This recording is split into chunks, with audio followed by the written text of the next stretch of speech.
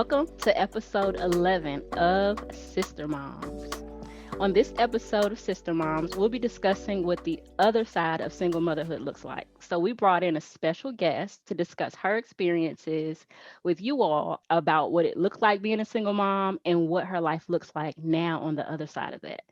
But before we get into that, John Nisha, how was your week? Hello, everyone. Um, Daylight savings time was this week, so I'm tired, and I have a 2-year old who struggled with adjusting to the time difference as well. How was your week, Shelly? Well, I think this might be like the first episode where I don't have on a scarf. So that says some things about about where I am because doing my hair is you already know it's like it takes me about a week to think about it. I gotta pray about it, and then I gotta sit down and do it. And that usually takes me about 2 days. This time I just hashed it out. I finally found the energy to just do it.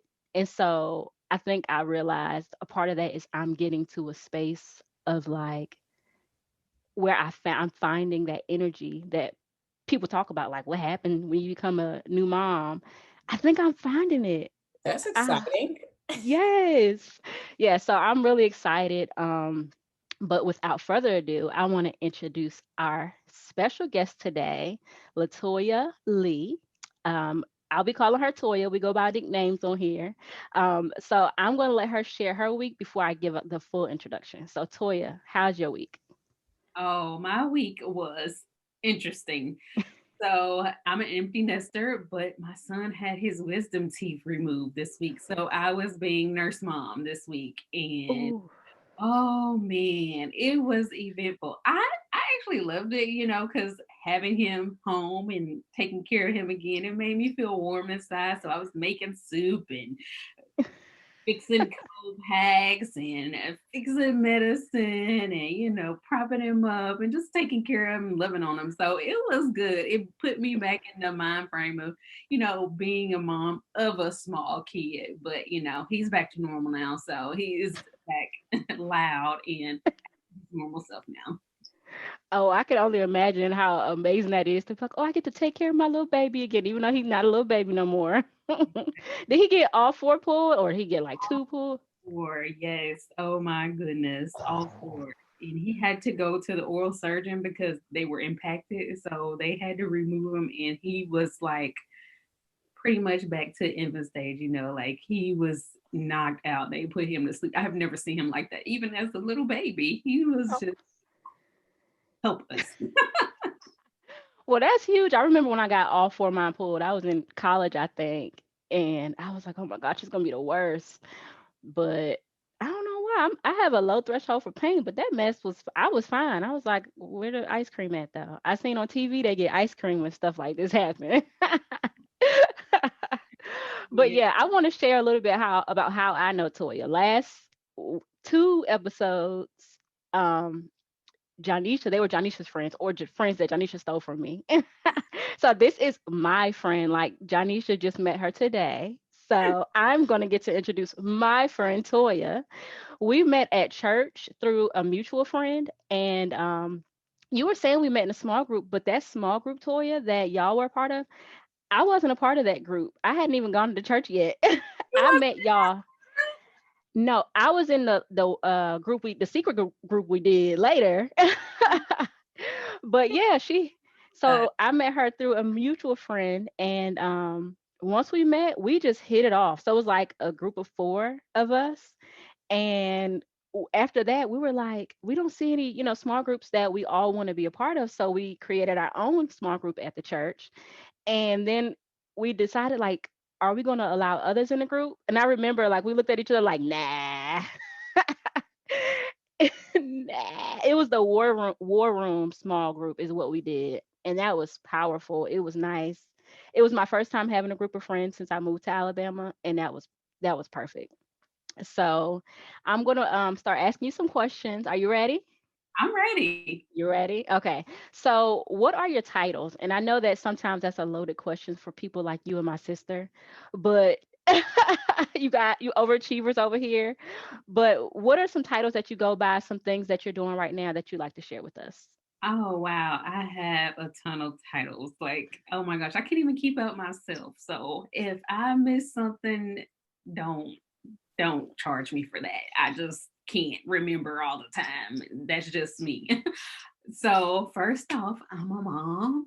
I'm a fiance. Of course, I'm a sister and a daughter, so I love being that.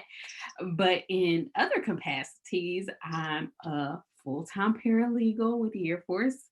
I'm also a case manager with the federal court system. I'm also a blogger, content creator slash influencer, whichever it is for that day. I do it all. Wow. See, I told y'all her list was gonna be long, and that's not even half of it. Like since I met her, she's like a big sister in the big brother, big sister program. See, I told you I was gonna forget something. Yeah, yeah. An ex Zumba instructor, A hey, little bit of everything. Yep. everything. When I was talking to my sister yesterday, I said, you know what? Y'all have a lot in common. Y'all got full-time jobs. She's in the Navy Reserves. You're in the Air Force Reserves. Like, Yeah. and she's in a blogging right now, and kind of y'all are carving your own little space into like, okay, I'm at a new season and now I want to do something new. And so I love that. And Yeah. y'all see those that are listening why I didn't try to introduce her titles myself, because I couldn't list all those myself. But for the listeners, I want to ask how many kids you have and what their ages or age is. I know the answer, so it's weird asking you like that, but go ahead and share. So I have one child. He's a boy. Well, he's a grown man. He's 18 years old. He's in college at University of Alabama. So I'm an empty nester. He is at home right now because, of course, like I mentioned earlier, he got his wisdom teeth removed. And other than that, he is always gone. He's not home. I do miss him being home. And I'm just like, I'm a whole mess. Let's not talk about that right now. And out there, we wanted to do this episode especially because when you're new to that single mom stage, it's like you might feel like the world is ending. This is it. Like my dating life is over, my personal life is over. I can't do all the things I set out to do. But knowing her, like she's an inspiration, honestly. Like when I did learn about the things she did, and then she introduced me to her son, I was like, hold up, you doing all this? You got this grown boy. This is crazy. Now he a grown man. And so a lot of people might think I'm not going to find the one anymore because, it's too late for me. So can you share a little bit about your dating life while raising him? Like, did that change? How was that? The dating life was a journey. Let me tell you, that was a journey. Of course, I found love now, because I'm engaged. But earlier on, it was very, very tough. I must say that. I'm sure everybody have their own story, their own journey, but for me, I was more focused on being a mom to him. And looking back on it now, I was like putting so much into him. You have to find your own place because they grow up. They leave the nest and they don't want nothing to do with you, like until they want some money. That's him. He's like, okay, mama, I'm going here with my friends. I remember for his 16th birthday, he did not want to go out to eat with me for his birthday. He only wanted to go with his friends. I was so hurt. I was Oh, just like, all the stuff I do for you, you don't want me to take you out to eat. No, he wanted it, but it was just a part of him growing up. So for me, I was putting all the energy into him, because I was a single mom and I was trying to make up for his father not being around and being there on a daily, that I was just pouring so much into him that relationships, I would tell guys like, hey, I gotta help my son with a project, or I gotta put him to sleep, or I gotta make sure he has what he needs. I don't have time to be hanging out with you all times of night. I would go on dates and I would date people, and I was very particular. I didn't want to bring certain guys into his life and around him. Because, you know, children get attached real fast, you know, and quickly they pick up stuff. So I didn't want to put someone in his life that will possibly, you know, leave the scene. So I was very apprehensive about bringing guys around. So that I was very particular. Like I would date, but I wouldn't bring them around. I wouldn't let them come over my house, you know, stuff like that. They'll meet me somewhere, you know, things like that. I just did not want to go through that whole like disappointment. You know, it's okay if I'm disappointed, but just don't want to do that to my child. So with that being said, dating was it was very eventful. Not saying I didn't date. I dated a whole lot. Let me tell you that. I just was making sure that I didn't bring a lot of people around him. And I'm actually glad that I did it that way because once I got engaged and me and my fiance got real serious, that was the one thing my family would say, like, she really liked you because she brought you around. Because I did not play that. But it was difficult in the beginning. I must say that because I was trying to find the balance of how to date, finding babysitters and all that kind of stuff. So with him, once he got older, it was perfect because, hey, I can go wherever. I'm like, hey, dinner in there. You go in there and eat whatever you want to. I'm going on a date. Where you going? Who you going with? And that's another thing about older kids. Like when they get older, they want to know where you going, who you going with. Look, I'm the mama. Don't be. Yeah. I can imagine like one dating guys that don't have kids and they want all your time, all your attention. And they're like, You want to come kick it? No, I can't just kick it. I got to go home and make dinner. What you talking about?" So I can imagine how different dating is when you're young. You're just like, I got the whole world ahead of me. Like I could just do whatever I want. And you have a kid and it's like, ooh. And I know me and Janisha are waiting for that day. We could be like dinner in the kitchen, right, Nisha? For Girl. sure. Because Imani be demanding. Her daughter's like, I want. So I love it. I love it. Next question. What has been your experience gaining and maintaining your friendship? So we talked about the dating piece, but what about the friendships piece? Has that shifted or did that shift once you had your son? Yes, that shifted. For me, a lot of my friends, we were all fast. So we all had kids around that age. So we were all able to, you know, have our kids, have parties with them together and like have them to play with each other. But once I moved away, I actually lived in Atlanta for about 5 to 6 years, almost 6 years. And so when I moved there, I didn't have the friendships that I had in Mobile. So meeting people without children, they were actually pretty cool. You know, I had a friend, she watched Brandon for me when I was going to school at night, you know, things like that. They were very welcoming. So maintaining the friendships piece was actually pretty good for me. It's just now that he's older because now all my friends have small kids. I'm the only one that stopped, I guess. So now my friends, you know, they have younger kids, and me, I'm going somewhere every other week. Well, not pre-corona, you know. I was going somewhere. They're like, "Dang, you going somewhere again?" Yes, I am. Y'all And you said got somebody to go with. You always got you and fiance be like, come on, let's go. Where they like, I'm still making meals over here. yeah. I got that.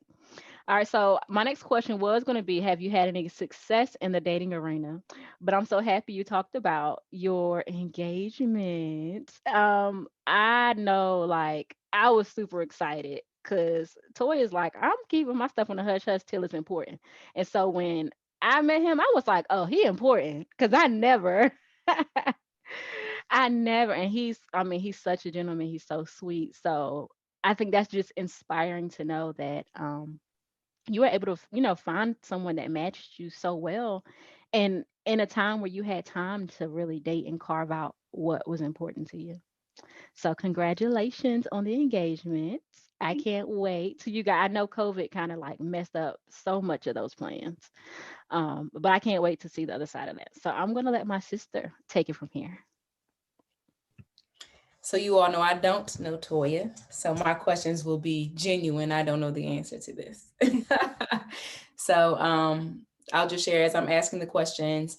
I'll be coming from the perspective of I'm the newer single mom. So I have a 2-year old. So I'm earlier in that journey and earlier in that story and just getting back in the dating scene. So I will be gleaning from Toya's story and the excitement about what the future will hold because she's an example of that. So my first question is, did your list, quote unquote, change as it related to the type of men you dated once you had your son? Yes, yes, yes. Oh, my list shifted. My list was like this. It was definitely a roller coaster. I'm a teen mom, so my list in high school was just you look good. That's all I need. You look good. So here it was, look good. So when his father and I did not work out, it was kind of like, okay, you know, let me make sure somebody has some stability and that they can provide for my son. They can be a perfect example. And so I started to run into guys that not necessarily look so great, but they look good on paper and they have it all together and stuff like that. But they were just as much dogs as the ones that look good. So I was like, you know what, I gotta make sure they look good too, on top of being looking good on paper, because these ones that look alright but look good on paper, they're just as crazy as them. So there we go with the roller coaster of how it was with my list. So yes, my list pretty much changed. I really wanted someone that was family oriented and nice looking and had their life on track and had goals and dreams and aspirations so they could be a good example to my son. And I think I found that. Well, I found that. Yes. I'm, Congratulations. I'm not allowed to interject too much, but yes, he is very nice looking. Thanks for co-signing, Shelly. Okay, so my next question. Um, Many younger single moms, they deal with FOMO, right? Fear of missing out after they have children. Some feel like, kind of Shelly was saying in the beginning, like my life is over, my life will never be the same. I'm trying to think about how I felt. I don't remember in the beginning if I felt like my life was over, kind of. Um, but can you share some of the things you accomplished even after having a son? I mean, you already told us all these titles that you have. Um, so what did that look like for you? You're a mom, you're a young mom. What did that journey look like for you? So I kind of had that because again, I was a teen mom, so I had that mentality in the beginning, like, oh my gosh, when I found out I was pregnant in high school, like my life is over. I am doomed. So everything that I had in my head that I wanted to do in life, I felt like it was over. Well, life takes the twists and turns. So instead of going off to college, going to pharmacy school right when I graduated, like I planned on doing, I couldn't do that. So I was like, oh my gosh. So I thought about joining the military. And my father told me, this is a family of friendly. I'm just going to save that word, what my dad told me. No, you're not going. I'm going to put it that way. No, you're not going into the military, because when I graduated from high school was right after September 11th. So, you had so many people in Iraq losing their lives fighting in war. So my dad was like, that's not a good idea. So, okay, I listened to that. So I started going to school. I started taking classes, and I eventually went to pharmacy school. And I was like, in class, just like, doing whatever. And I'm like, this is not what I want to do for the rest of my life. I do not want to do this. And you know what? I am popping. I don't want to do this. I want to do something else. So I changed my major. I moved to Atlanta, took a long break. I'm talking about a long break, 5, 6 years long break. And I'm like, you know what? I moved up here to go to school and I'm not in school. Let me get it together. So I finally finished school. So I was able to finish school, accomplish that. And then I later joined the military. Like I wanted to do it back then when I was 17 years old. My dad told me no. And that want to join never went away. So I was just like, you know what? I'm grown now. I'm going to do this. So at 30 years old, yes, 30 years old, I joined the military. Craziest thing. Everybody looked at me like, are you crazy, Zoya? Like, what are you thinking? What is going on? Like, girl, you ain't about to do that because you know me. I'm prissy. Here I come. They're like, how are you going to survive? But I did it. Yes, I did it. And on top of that, I became a big sister. I started doing Zumba instructing, things like that. And here I am starting a new journey with blogging. Your life is not over. Your journey is your journey. No matter what twists and turns it takes, it doesn't have to be perfect. It doesn't have to be, they teach us when you're young girls, oh, you graduate from school, you go to college, you get married, you have a baby. No, it doesn't work that way. Everybody's story is not the same. Don't let society tell you that things have to be a certain way just because your life didn't go a certain way. You can do anything any time of day. Like, I have learned that because I have done all these things in reverse order, but I got it done. It doesn't matter how you get it done. If you have dreams, just go after them. Don't matter how old you are. Take it from me, 30-year-old joining the military with kids that don't even know how to comb their hair. That's so good. I definitely try to follow that same, way of thought. Like, don't let anything stop you. And that was my big wake up call, because I started off doing it the cookie cutter way, right? You go to high school, then you go to college, then you go to grad school. After you go to grad school, you get a great job. I was on that path. And then so when I became a single mom, it was like, marriage was supposed to be first. Now I'm a mom first, and I don't have a husband. So now what's supposed to happen? And so just recognizing that life does not go as planned. So I love that.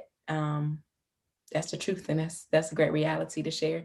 But the success story of, you just keep going. Like, you like, I took my 5-year break, but I still got it done. People told me what I should and shouldn't do. At the time when I knew I wanted to do it, I did it. And I don't, regret it. So that's good stuff.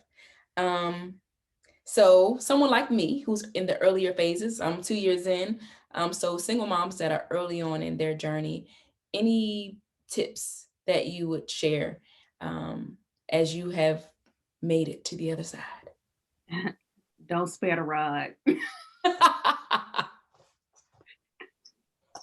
JK. I'm just kidding. Seriously, me, what I've learned is I try to overcompensate for being the only parent, constantly in his life. I'm going to say that. So I try to overcompensate. So I just bought him whatever, sky's the limit, whatever you want, whatever you need, I got it for you. That's one thing that I wish I had not done, is because now he's like, Mom, you gonna give me no cell phone? I'm like, why? Because I want one. I'm like, no, it's nothing wrong with the one you already got. It's just because he was so used to it. And when they're young, it's not such a big deal when they're young. It's when they get older, I was about to hit the Kirk Franklin on him, when he when he up there talking about a new cell phone. No, you're not. You don't need a new cell phone. I just got you a new cell phone. But I would say that, and I would also say to make sure you carve out time for yourself, because like I said earlier, those children grow up and they become adults and they leave the nest, and you do not want to be stuck not knowing your identity, not knowing who you are outside of your children. Because I'm telling you, for like 2 weeks after my son left for college, I was distraught. I was lost. I was crying daily. I didn't know anything else besides being his mom. I had been his mom my entire adult life, from the time I was 17 years old until now. I was his mom. Well, I'm still his mom, but I was caring for him daily. I just didn't know how to operate outside of being Brandon's mom. So even though I still had a life, I didn't have an identity outside of being his mom. I didn't know how to be detached from that. So just make sure you establish your identity outside of being a mom. Make sure you find out things that you like for yourself, things that you want to do, things you want to do once they're grown, because it's gonna happen really fast. I promise. It feel like he just came out the womb and now he's grown already. So it's gonna go fast, and you got to make sure you're already on top of that. Don't lose yourself. Don't lose who you are. Just remember that. That's really good. I feel like in a recent episode, Shelly, we talked about not overcompensating.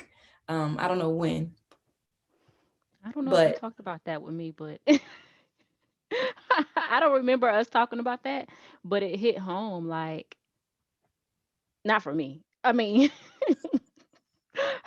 because her grandparents overcompensate enough. I don't have to give her too much. But I thought about like what that could look like for someone who's like, I'm trying to be mom, dad, whatever might be lacking. Or I think we did actually about like a certain amount of guilt you might feel. You'll pour that into how you raise them. I'm sorry, girl. I remember. I'm like, we did talk about overcompensating. You know we got mom brain still. So That that's don't good. go away. Don't go away. I still got it. You still got it. Um, and then the other part that is big for me, identity, right? Knowing who you are outside of being a mom. That's big. I definitely try to remember that and share it with other people because I think that's even true for just moms, not just single moms, right? I know my experience because I am the single mom, but when I talk to other moms, a lot of the experiences that I've had as a single mom, they still have. And one of those is not like losing themselves in motherhood, not loving on themselves, not taking care of themselves, but just focusing so much on the child. So, really good stuff. Switching gears for my last question for today. I'm interested in real life. Can you share about your projects and stuff that you have going on right now? What's the new stuff Toya got going on in her life? Oh my gosh. Listen, look, my brain is always churning, thinking about I I have I think my fiance calls it squirrel brain. Like I'm over here, I'm over here, over here, over here. I actually was thinking about opening like a gym. I'll be working out and stuff like that. Now I don't know how that's gonna play out because I don't want to run the gym. I just want to open it. I don't want to run it. So we gonna see how that goes. If we actually step into that, because I will more than likely still want to do that, but it's probably gonna take some time. So that's down the road. That's down the road. But I'm still just working on building my blog, building that email list, building a brand for Lovely Life. Everything lovely. It might be some shirts coming one day. You never know. But I just really enjoy pouring into people any way that God leads me, any way that I feel led. That's just what I'm going to do down the road. I try to stay focused on what I'm currently doing. And anytime I feel the Holy Spirit speaks to me and say, hey, this is what you should move on, what you should do next. So I'm trying to stay focused on helping people in the best way I know how and just pouring into others right now. That's what God is telling me to do. So I'm just going to continue pouring into people and doing that for now. But down the road, maybe a fitness center, maybe some merch. Yes. So what's Lovely Life? What's that? Okay, so here is the story behind it. So, of course, my last name is Lee. So, there's a little plug. So, how Lovely Life came into play is, or even the blog came into play. This is the story behind it. Everywhere I would go, I work downtown. So everywhere I would go, I would be out. People would, oh, you look look so nice. You look so lovely. Oh, you look nice. You look lovely. And I'm like, People will always ask me where you get your clothes from. And I'm like, girl, I got this from Target, $5.99. They like, how did you find that? No, I wanted to let women know that you can look good on a budget. You don't have to go to Gucci. You don't have to go to Macy's. Even though, I shop at Macy's, but you just don't have to go all these high-end stores in order to look good. When I go shopping, I'm going straight to the clearance rack. The meaning behind the blog was I wanted to show women how they could look lovely, and fashionable on a budget. You don't need to go out there and spend all the money. And so my last name being Lee, I was like, oh, I could put a play on words in there. Lovely. So when I say lovely life, I want to show women how to have a lovely life, because sometimes when I'm showing women, what to wear, they like, oh girl, where you get that plant from behind you? And I'm like, really?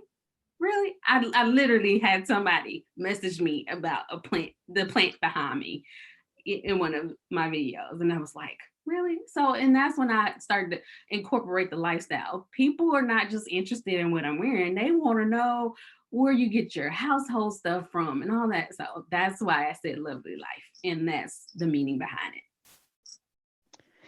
Well, from knowing you, Toya, personally, yes, she be lovely, lavish, and she's quick to tell you, "Oh, I got this from the clearance rack." And I used to love that because I would be like, "Yo, how is she so sharp all the time?" And then if and you would think like, "Oh, I can't afford to look how she be looking." But if you ask Toya where she got that shirt, oh, baby, she gonna tell you where she got it from and where that it was on the clearance rack, and it makes you feel like, "Oh, okay, well, I probably could." So if you are not following her, I suggest you do because there are so many outfits where she'll do like matchups, and I'm like, oh, I never thought that could go with that, but I see you, boo. I see you. She be working it, so I love it. Even on your like, I'm gonna wear my leggings days, you still look good. Okay, so go ahead, Toya. Thank you, And girl. this is and this is from someone who, like my sister said, we kind of tried to do things in order back in the conversation we were having, like go to school, do this, then that. Um, and to know that no matter what order you do it in, it'll get done. And so like I want to applaud you on all that. Like people can come to you with assumptions about how your life might have looked for you to accomplish as much as you have. But you didn't come from look, you came from humble beginnings, starting out your that adult life with a child and then going through it with a son. Cause I hear teenage boys ain't no joke. You remind me constantly. So I want to congratulate you, like seriously. That's no small feat. And I cannot wait to see you, girl. But again, listeners, go find her. Thank you all for listening and tuning in. This was episode 11 of Sister Mom. As always, please subscribe and share.